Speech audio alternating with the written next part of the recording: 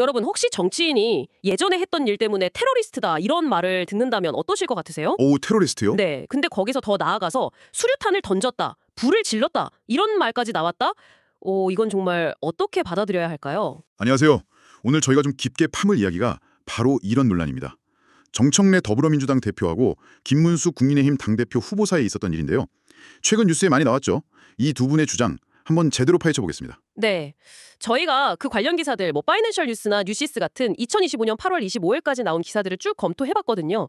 그래서 이 논란의 핵심이 뭔지, 또 각자 어떤 입장인지, 그 배경은 또 뭔지 이걸 좀 명확하게 짚어드리려고 합니다. 네, 저희는 뭐 정치적으로 어느 편을 들거나 그런 건 아니고요. 그냥 기사에 나온 내용만 가지고 객관적으로 전달해 드릴 테니까요. 차분히 한번 들어보시면 좋겠습니다. 맞습니다. 이게 좀 복잡해 보일 수 있는데 저희 목표는 여러분께서 이게 이런 얘기였구나 하고 쉽게 이해하시도록 돕는 거예요.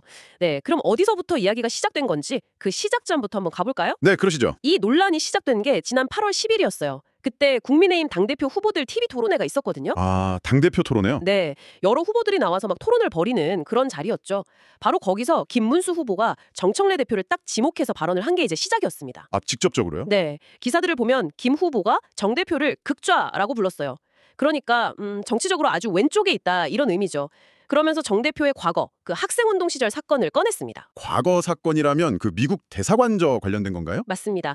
기사에 나온 김 후보 발언을 좀 보면요. 정청래 대표가 미국 대사관 가서 쇠파이프로 현관문 부수는 사람이 극자 테러리스트지 뭐 이런 식으로 말했다고 보도가 됐어요. 쇠파이프, 테러리스트? 와, 표현이 굉장히 세네요. 네, 그렇죠. 쇠파이프로 현관문 부수는 사람이라는 구체적인 행동 묘사도 그렇고 극좌 테러리스트라는 단어 자체가 굉장히 강하고 좀 자극적이잖아요. 보통 정치 공방에서도 테러리스트라는 말은 잘 안 쓰는데 말이죠. 그렇죠. 그러니까 이 발언이 나오고 나서 당연히 정청래 대표 측에서 반응이 나왔겠죠? 한 2주 정도 지났나? 8월 25일에 정 대표가 직접 자기 페이스북에 글을 올려서 반박을 했습니다. 네, 반박을 했겠죠. 어떻게 반박했나요? 근데 여기서 좀 흥미로운 지점이 생겨요. 정 대표는 김 후보가 TV 토론에서 자기한테 이런 말을 했다고 주장을 하는 거예요. 어떤 말이요? 들어보세요. 수류탄을 던지고 쇠파이프로 현관문을 다 깨고 대사관저에 불을 지르는 아주 흉악한 분이라고 말했다는 겁니다. 네, 수류탄이요? 불을 질렀다고요? 네. 그러니까 아까 기사에 나온 김 후보 발언, 쇠파이프로 현관문 부수는 사람, 이거랑은 내용이 좀 많이 다르죠. 오, 이건 차이가 큰데요. 수류탄, 방화는 완전히 다른 차원의 이야기잖아요. 맞아요. 훨씬 더 극단적인 행동들이 추가로 언급된 거죠. 그래서 이 부분은 정 대표가 김 후보가 이렇게 말했다고 인용해서 주장한 내용이라는 걸 저희가 좀 명확히 알고 넘어가야 할 것 같아요. 실제 토론 발언이랑 정 대표가 주장하는 발언 내용이 다르다는 거죠. 네, 바로 이 지점입니다. 여기서 이제 양쪽 주장이 딱 부딪히면서 논란이 확 커지는 건데요. 아니, 왜 이렇게까지 극단적인 표현을 써가면서 과거 일이 다시 나온 걸까요? 이걸 제대로 이해하려면 시간을 좀 많이 거슬러 올라가야 합니다. 1989년에 있었던 한 사건을 봐야 돼요. 1989년이요? 그 사건 말씀이시군요. 네, 바로 주한 미국 대사관저 점거농성 사건입니다. 1989년 10월이었는데요. 그때 정청래 대표가 건국대학교 산업공학과 학생이었어요. 대학생 시절. 네, 그리고 당시에 전국대학생 대표자협의회, 줄여서 전대협이라고 많이 불렀죠. 그 당시 가장 큰 학생운동 조직이었는데 거기 소속으로 활동을 했습니다. 네, 전대협. 기억하시는 분들 많으실 겁니다. 언론 보도나 뭐 예전 판결문 같은 걸 보면 정 대표가 다른 학생들하고 같이 당시 서울에 있던 미국 대사관저 담을 넘어서 점거 농성을 벌인 사건. 그 사건을 주도한 사람 중 한 명이었다는 거예요. 주도적으로 참여를 했군요. 네, 그때 요구했던 게 뭐 광주 학살에 대해 미국이 책임 인정해라. 당신 노태우 정권 물러나라. 뭐 이런 거 있는데 그 과정에서 뭐 일부 물건 파손 같은 게 있었던 걸로 알려져 있습니다. 당시 시대 상황을 생각하면 굉장히 격렬했던 시위였겠네요. 그렇죠. 그래서 이 사건 때문에 정청래 대표가 국가보안법 위반, 그러니까 나라의 안전을 해치는 행동을 했다고 본 거죠. 그리고 폭력행위 처벌법 위반, 뭐 주거침입이나 공무집행방해 같은 혐의로 기소가 됐어요. 혐의가 여러 개였군요. 네, 결국 재판에서 징역 2년형을 선고받았고요. 실제로 그 형을 다 살고 나왔습니다. 이거 뭐 부정할 수 없는 객관적인 기록이죠. 징역 2년? 실제로 복역까지 했군요. 네, 여기서 우리가 좀 주목해야 할 적이 두 가지인데요. 첫째는 이 사건이 1980년대 말 민주화 이후에도 상당히 격렬했던 그 학생운동의 모습을 보여준다는 거고요. 당시 시대 배경을 같이 봐야 좀 더 깊이 이해할 수 있겠죠. 네, 그렇죠. 둘째는 이 사건하고 그 처벌 기록이 정청래 대표가 정치인이 된 이후에도 계속 따라다니는 뭐랄까 꼬리표 같은 역할을 했다는 점이에요. 계속 언급이 되었다는 말씀이시죠. 네, 특히 이제 보수 쪽에서는 이 사건을 근거로 해서 정 대표의 정치 성향이나 자질을 비판하는 소재로 종종 써왔죠. 이번 김문수 후보 발언도 어떻게 보면 그 연장선상에 있다고 볼 수 있는 거고요. 그렇군요. 이 배경을 아시면 왜 지금 이 시점에 이 사건이 다시 이렇게 막 격렬하게 논란이 되는지 그 이유를 좀 짐작하실 수 있을 겁니다.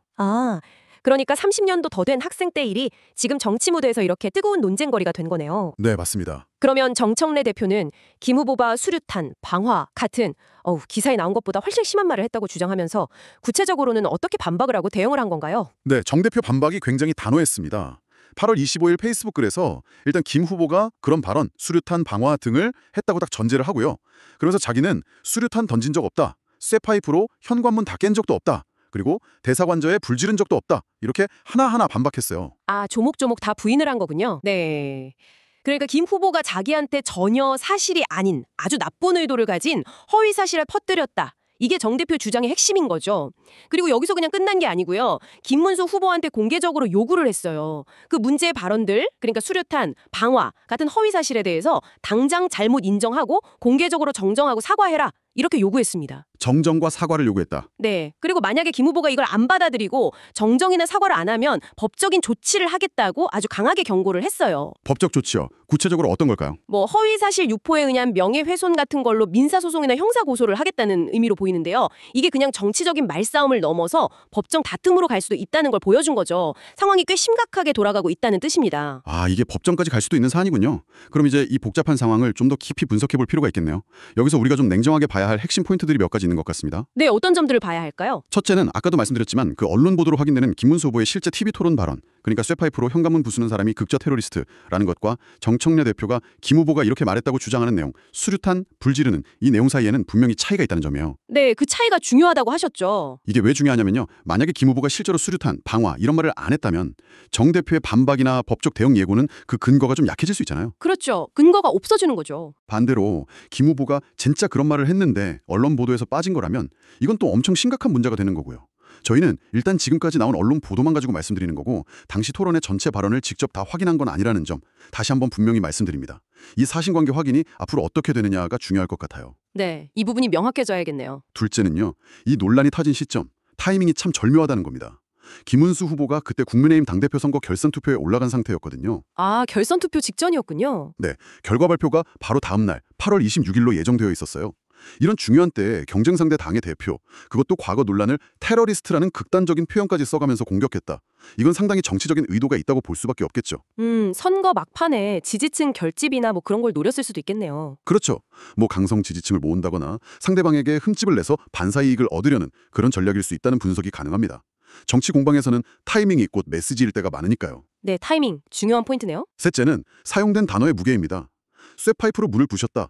이것도 물론 심각한 행동이지만 수류탄을 던지고 불을 질렀다는 건 정말 차원이 다르잖아요. 그렇죠. 그건 정말 테러 행위에 가깝죠. 맞습니다.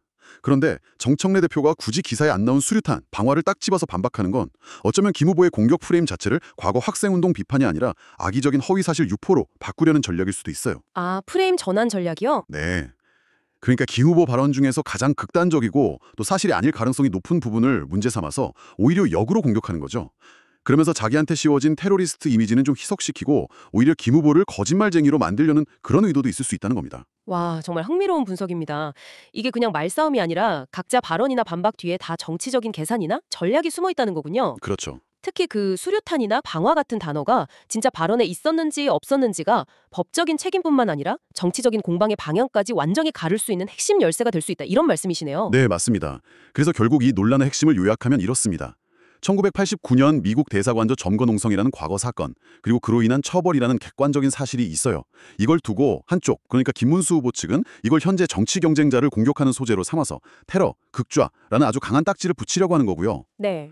다른 한쪽, 정청래 대표 측은 과거 행동 자체를 부정하진 않지만 상대방이 쓴 표현, 특히 수류탄, 방화 같은 건 명백한 거짓말이다. 이렇게 주장하면서 강하게 반발하고 법적 대응까지 하겠다는 입장을 보이는 거죠.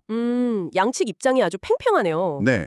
이 과정에서 또 양쪽 지지자들도 막 결집하면서 감정 싸움으로 번질 가능성도 있는 거고요. 네, 청취자 여러분께서도 지금 이 상황에 보실 때 단순히 누가 옳다 그르다 이렇게만 보시기보다는 왜 이런 싸움이 벌어졌을까?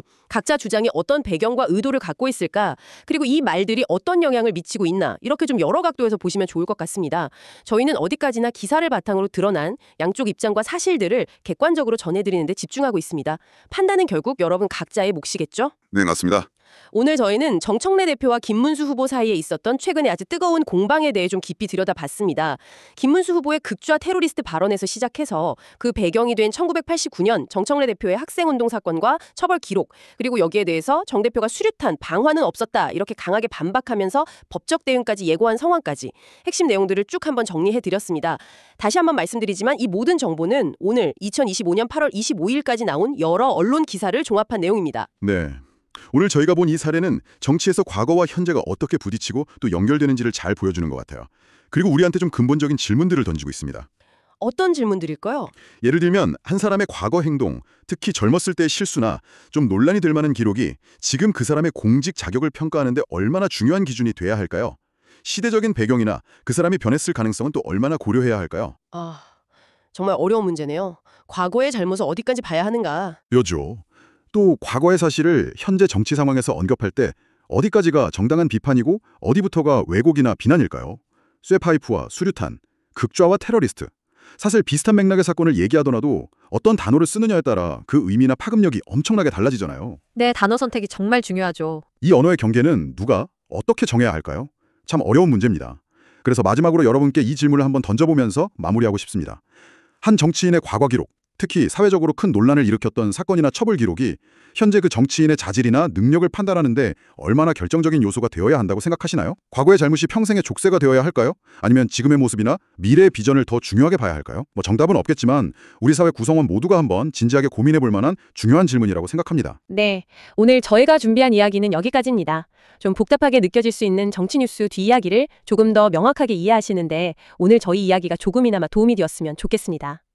다음 시간에도 여러분의 지적 호기심을 채워드리고 세상을 보는 눈을 넓혀드릴 흥미로운 정보와 깊이 있는 분석으로 돌아오겠습니다. 함께해 주셔서 감사합니다. 감사합니다.